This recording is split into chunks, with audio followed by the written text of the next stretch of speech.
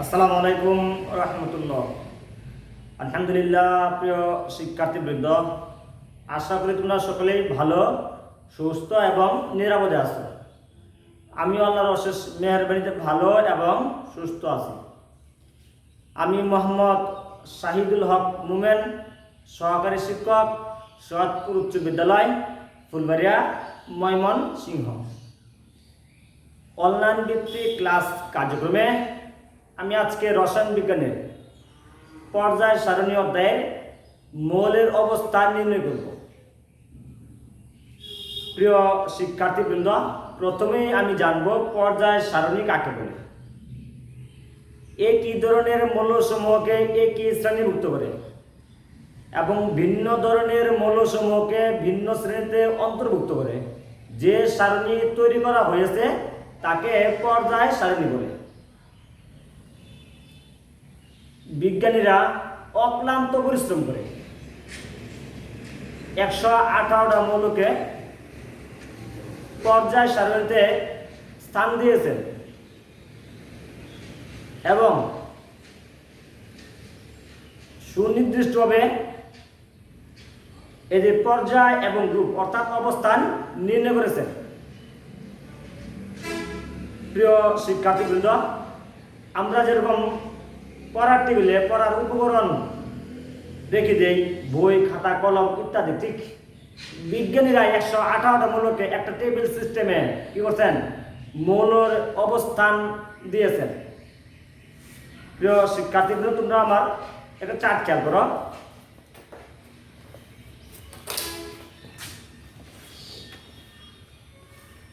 Poster পাওয়ার হলে আর ভালো, তারপর আমি দেখানোর চেষ্টা করছি। এই দেখো, এটাকে বলে কি পর্যায় সারণী। বিজ্ঞানী দিমিত্রি মেন্ডেলিভকে পর্যায় সারণী কি জনক বলা হয়। এই পর্যায়টা কি, আমরা বাম থেকে ডানে গেলে মৌলগুলা বলে কি পর্যায় বোঝায়, আর মৌলগুলা যখন উপর থেকে নিচে আসবে তখন কি বোঝায়, তখন মৌলগুলার গ্রুপ বোঝানো হয়। ক্লিয়ার? প্রিয় শিক্ষার্থীবৃন্দ, এখন আমরা একটা মৌলের পর্যায় এবং গ্রুপ কিভাবে নির্ণয় করব তা আলোচনা করব। বিভিন্ন সিস্টেমে পর্যায় এবং গ্রুপ নির্ণয় করা যায়। আমি তোমাদের সহজ কৌশলে পর্যায় এবং নির্ণয় করে দেখাবো। তোমরা খেয়াল করো, খাতা কলম নিয়ে বসে যাও, আমার দিকে খেয়াল করো। পর্যায় নির্ণয়।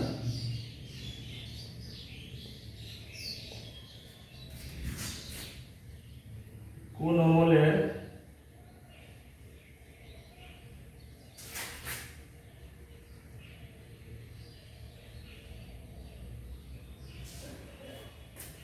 সর্বশেষ প্রধান শক্তি স্তর।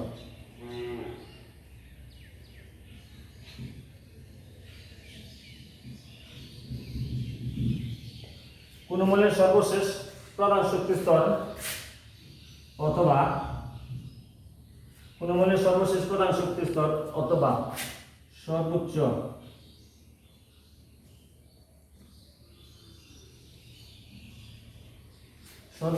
প্রধান কোয়ান্টাম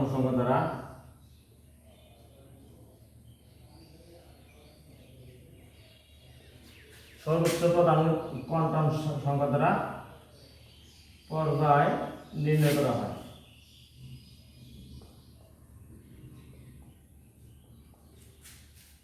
প্রিয় শিক্ষার্থীবৃন্দ, তোমরা খেয়াল করো, আমি লিখছি কোন মৌলের সর্বশেষ প্রধান শক্তি স্তর অথবা সর্বোচ্চ প্রধান কোয়ান্টাম সংখ্যা দ্বারা পর্যায় নির্ণয় করা হয়। আমি তোমাদের ইলেকট্রন বিন্যাসের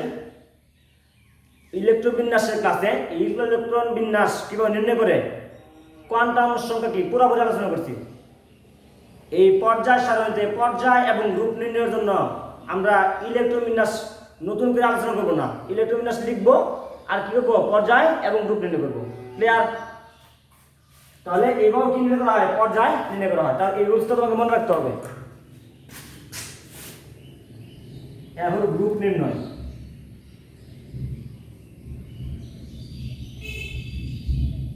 গ্রুপ নির্ণয় হলো কোন মৌলের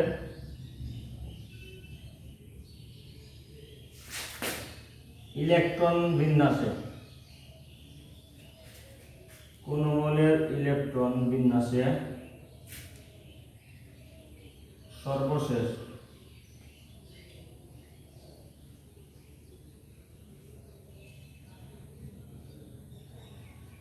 সর্বশেষ প্রধান শক্তি স্তরে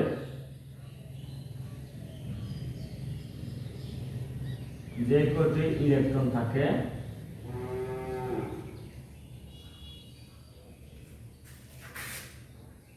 তা দ্বারা মৌলের রূপ নির্ণয় করা হয়।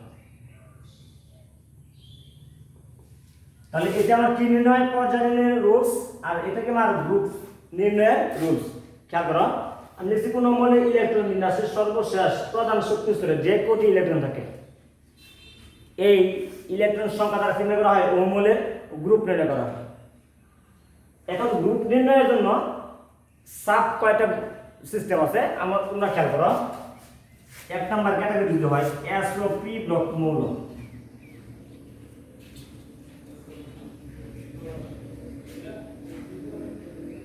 এসওপি ব্লক মৌলের ক্ষেত্রে সর্বশেষ প্রধান শক্তি স্তরের আকারটা হবে এরকম NS1 অথবা NS2।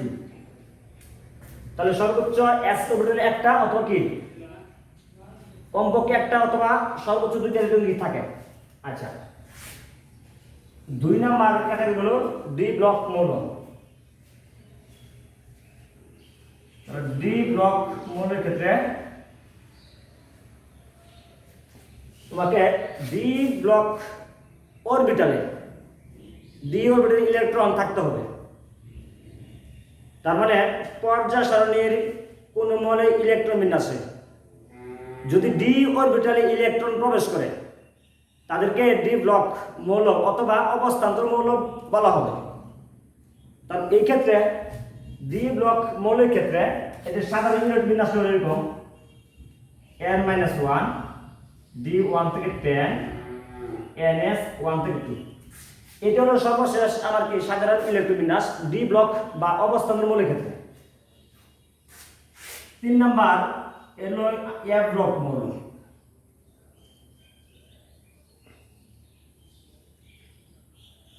এফ ব্লক মৌলের ক্ষেত্রে তোমার খেয়াল করতে হবে এফ অরবিটালে ইলেকট্রন প্রবেশ করবে।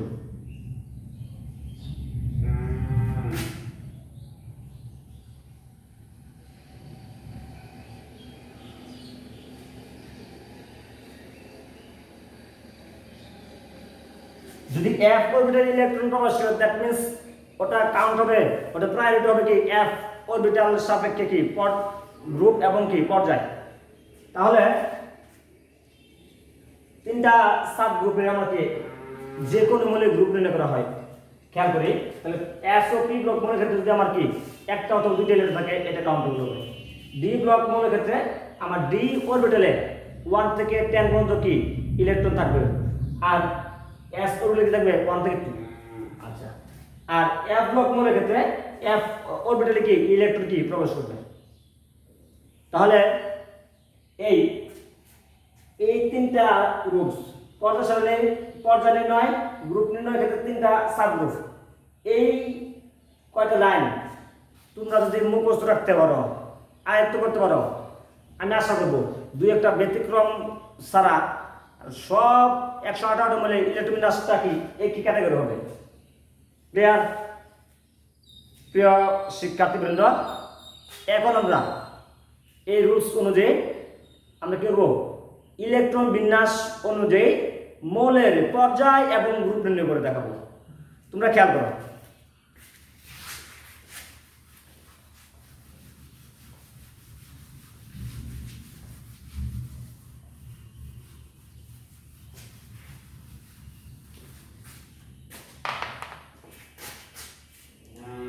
আমি যদি যাই সোডিয়াম,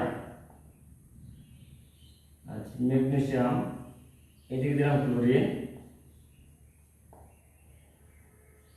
70, এদিকে দিলাম আর্গন।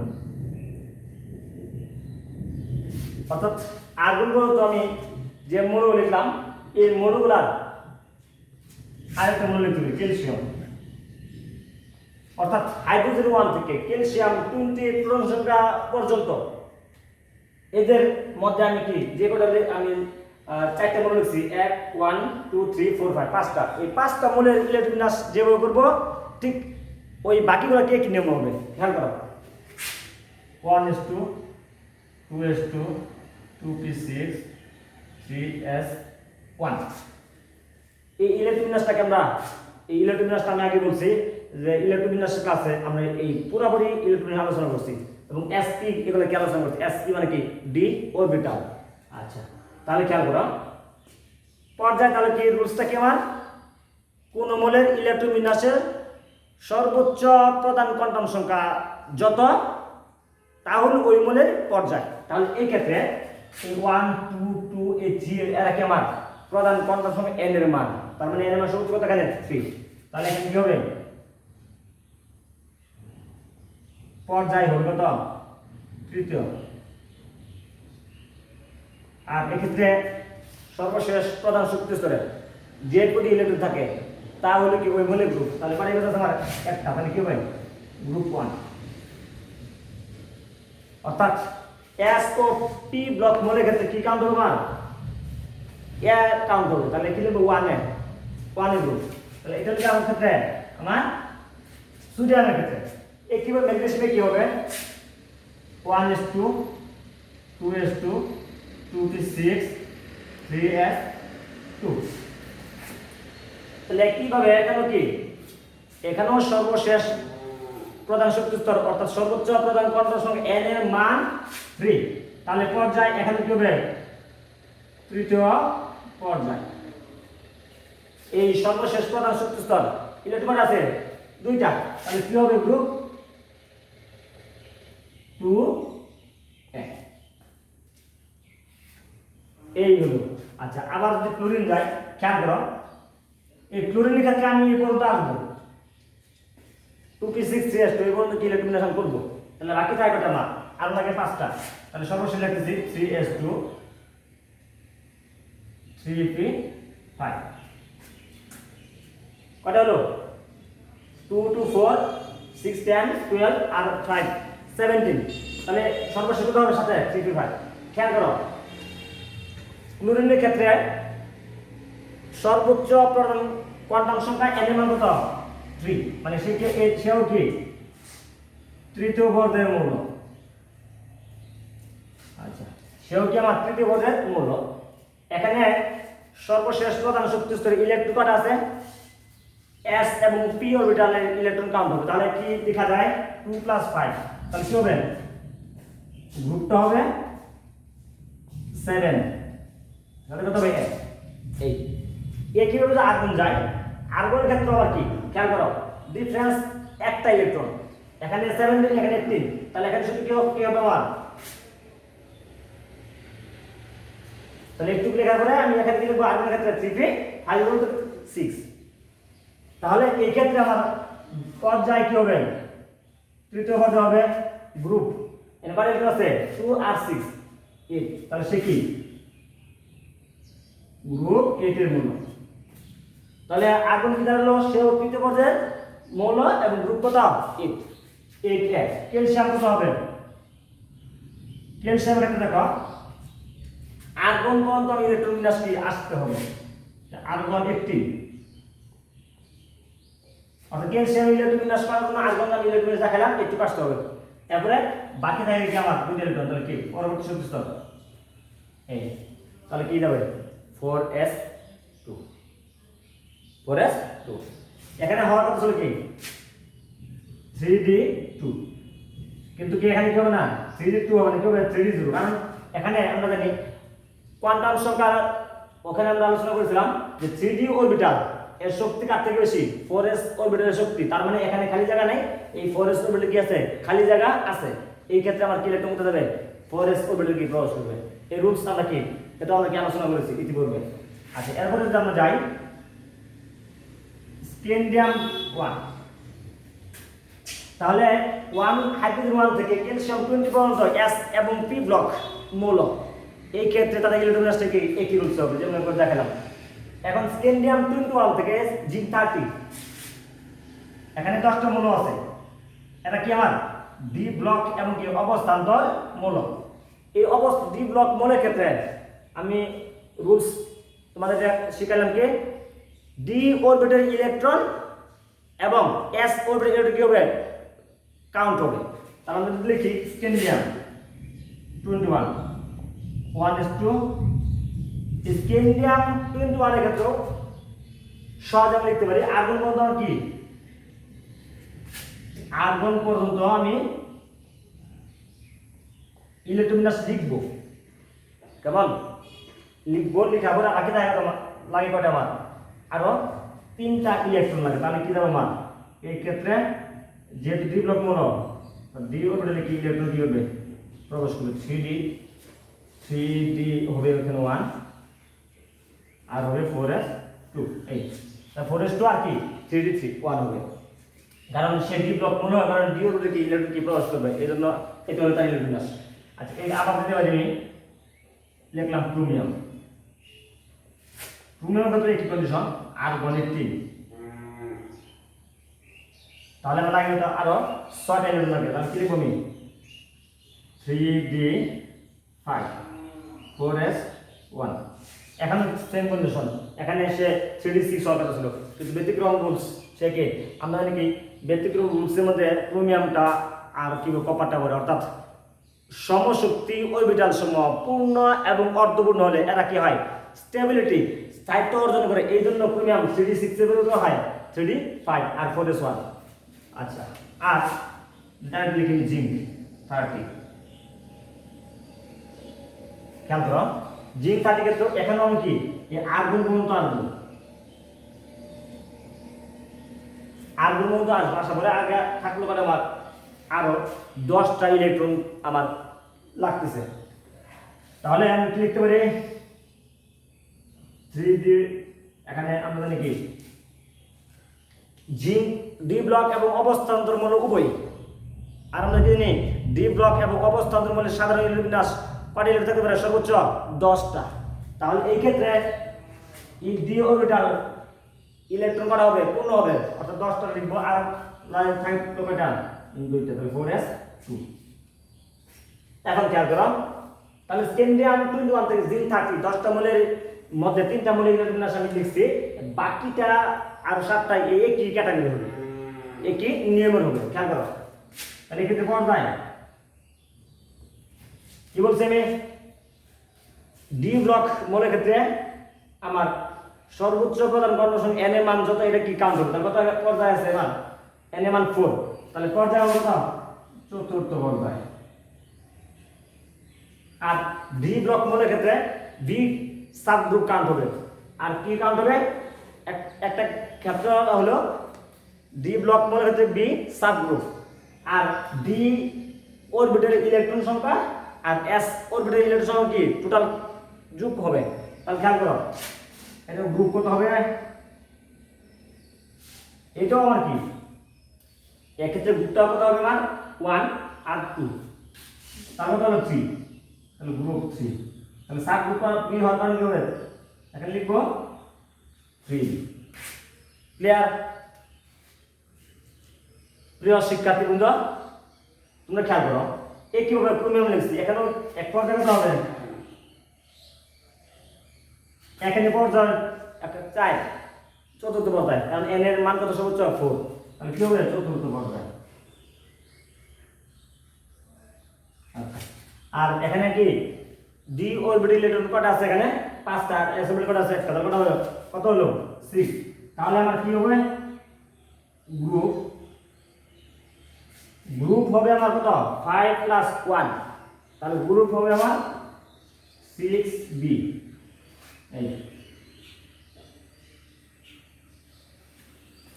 জিঙ্কের ক্ষেত্রে জিঙ্কের ক্ষেত্রে এখন কি আছে আমার এখনো প্রধান কন্ডাকশন n এর মান 4, তাহলে পর্যায় হবে তোমার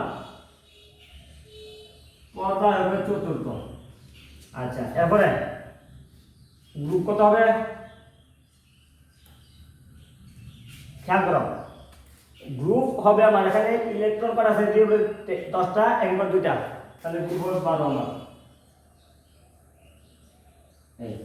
তার মানে 12 কিলো বি। প্রিয় শিক্ষার্থীবৃন্দ, তাহলে স্ক্যান্ডিয়াম 21 থেকে জিঙ্ক 30, এখানে 10টি মৌল আছে, এই তিনটা মৌলের ইলেকট্রন বিন্যাসটা যেভাবে করব, এখানে এটা আর এটা ব্যতিক্রম ছাড়া বাকিগুলো কি একই নিয়ম হবে। এরপরে আরেকটা সাব গ্রুপ আছে এফ অরবিটাল, এফ ব্লকের ক্ষেত্রে আমার খেয়াল করতে হবে, যদি এফ অরবিটাল ইলেকট্রন কি প্রবেশ করে, তার মানে সোজা কথা, যদি আমার ইলেকট্রন প্রোটন সংখ্যা বা ইলেকট্রন সংখ্যা যদি আমাকে হয় 35 বা 40 উপরে যায়, তাহলে কি আসে, এই ইটা আসতে পারে, অর্থাৎ এই 30 পরেই 31 থেকে বাকি যে মৌল আছে এখানে কি এফ অরবিটালে কি ইলেকট্রন কি প্রবেশ করবে। কারণ এখানে খেয়াল করো তোমরা, এখানে ডি অরবিটাল কি ফিল আপ, ডি অরবিটাল কি সর্বোচ্চ 10টা ইলেকট্রন থাকে, এই জন্য 31 থেকে বাকি যে মৌলগুলো আছে সবগুলা কি এফ অরবিটালে ইলেকট্রন কি প্রবেশ করবে।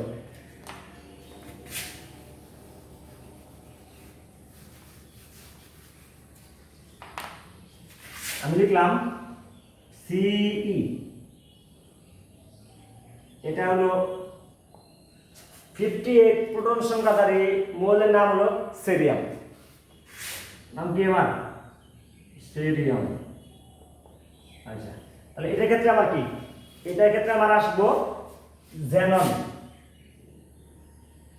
54 পর্যন্ত আমি কি করবো, জেনন 54 পর্যন্ত আমি কি ইলেকট্রন বিন্যাসটা করবো, আর বাকি থাকবে কি আমার আরো 4টা ইলেকট্রন লাগে। তাহলে এখানে হবে 6s2 4f2,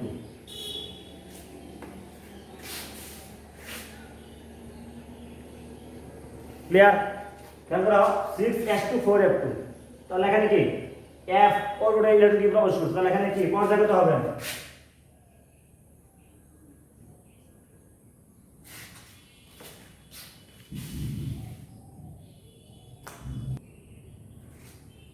প্রিয় শিক্ষার্থীবৃন্দ, তোমরা আমার হোয়াটবোর্ডে খেয়াল করো।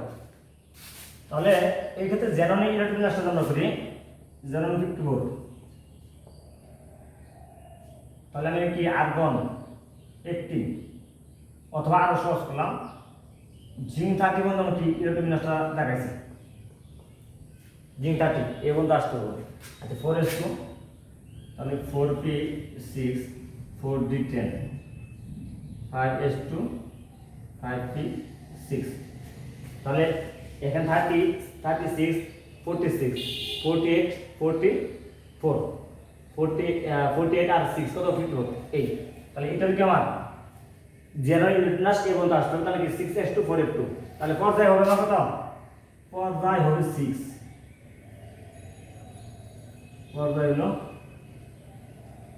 তাহলে ষষ্ঠ পর্যায়, আর গ্রুপটা হবে আমার কত, আমি আগে বলছি এফ অরবিটালে ইলেকট্রন প্রবেশ করলে তাদেরকে বলে কি 3b কাউন্ট করা হবে, কি হবে সাব গ্রুপ 3b, তাহলে এখানে গ্রুপটা কি হবে আমার 3b।